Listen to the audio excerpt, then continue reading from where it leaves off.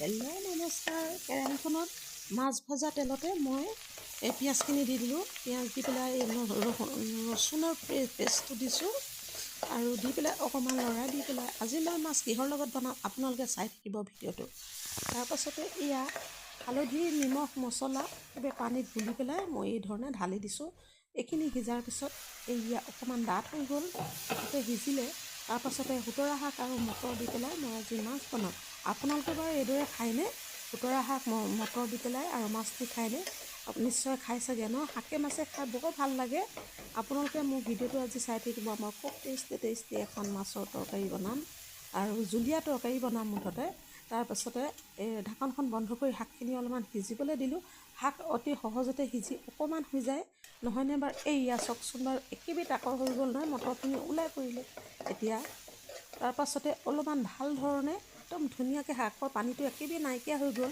এইখিনি হৈছে গুটি আলু। সৰু আলুখিনি অলপমান বইল কৰি পেলাই বাকলিয়ে চাকলিয়ে দিছোঁ। মই বাকলিয়ে চাকলিয়ে দিওঁ আৰু আমি বাকলিটো খাই ভাল পাওঁ। সৰু সৰুকৈ পাতলা পাতলাকৈ কাটিলোঁ আমি বাকলিয়ে চাকলিয়ে কাটি পেলাই খাওঁ। আপোনালোকে বাৰু খায়নে আলু বাকলি?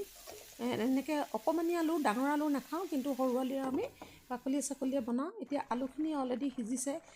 এইখিনিতে এটা হ'ল যে মাছ আৰু পানী দিওঁতে মোৰ ভিডিঅ'টো মোবাইলটো অফ হৈ গ'ল, গতিকে মই মাছ দি আপোনালোকক দেখুৱাব নোৱাৰিলোঁ, তাৰ বাবে ক্ষমা কৰিব। আৰু এতিয়া ওপৰতে এটা বিলাহী, পকা বিলাহী কাটি দিছোঁ আৰু ধনিয়াখিনি দিছোঁ। ঢাকনখন মাৰি দিয়াৰ পাছত অলৰেডি মোৰ মাছৰ জুলীয়া তৰকাৰীখিনি হৈয়ে গ'ল। এয়া চাওকচোন, একেবাৰে সিজি গ'ল। এয়া মাছখিনি এতিয়া দেখিছেনে? গতিকে এতিয়া মোৰ প্ৰায় হৈ গ'ল। দুপৰীয়া আজি মই এইদৰে মাছ ৰান্ধিলোঁ আৰু আমাৰ মহাশয় আছে যে তেওঁলৈ আগত ভাতখিনি উলিয়াই লৈছোঁ। তাৰপাছতে মই খাবলৈ এতিয়া প্ৰায় 2টা বাজিলে। মাছৰ জুলীয়া তৰকাৰী আৰু থেপথেপীয়াকৈ দাইল অকণমান বনাইছোঁ আৰু মূলা এটা লৈ পেলাই এই ধৰণে আজি দুপৰীয়া আহাৰটো আমি এই ধৰণে গ্ৰহণ কৰিম। এয়া উলিয়াই পেলাই মই এখেতক দিবলৈ লৈ গৈছোঁ। তেওঁ খোৱাৰ পাছত আমি খাম। এই ধৰণে আপোনালোকে মাছ বনাই খাবচোন, শাকেৰে বহুত ভাল লাগে।